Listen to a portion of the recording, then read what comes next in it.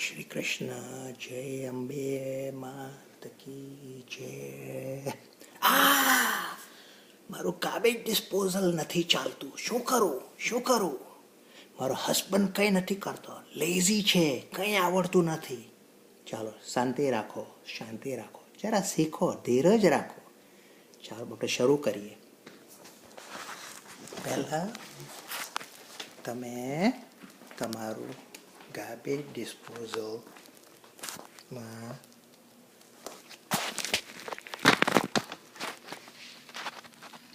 આવું દેખાય, રાઈટ? કંઈ વાંધો નહીં, ધીરે રહીને નીચેનું ખાનું ખોલો. તમારું બધું ગાર્બેજ હોય તે બહાર કાઢો અને પછી અહીંયા નીચે જુઓ.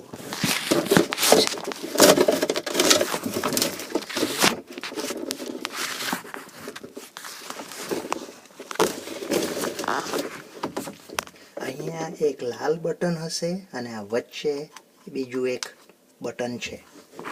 સાંભળો છો તમે? ઓલરાઈટ, હવે શું કરવાનું તે તમે જુઓ.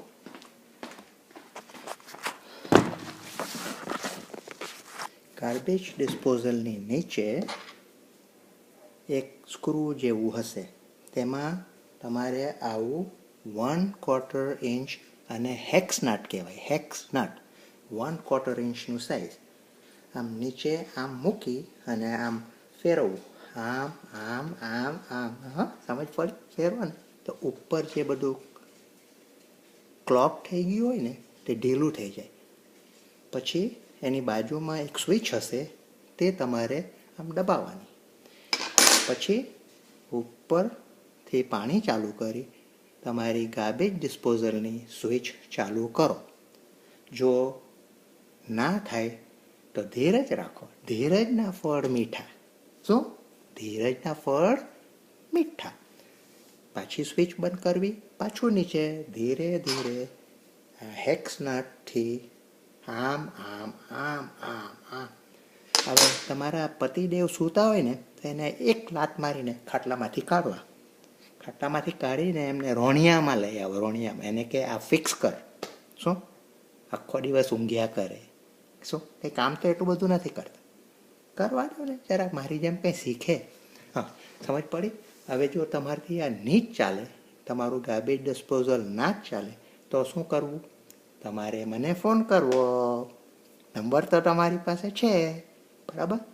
ચાલો, આજે ઈસ્ટર ફ્રાઈડે છે, કાલે ઈસ્ટર, આ વીકેન્ડ છે ને, હસબન્ડને બહુ તકલીફ નહીં આપતા. છતાં જો તમારું કંઈ બગડી જાય તો એમને 1-2 વાર કહેવામાં કંઈ તકલીફ પડે એમ નથી. શું યાદ છે?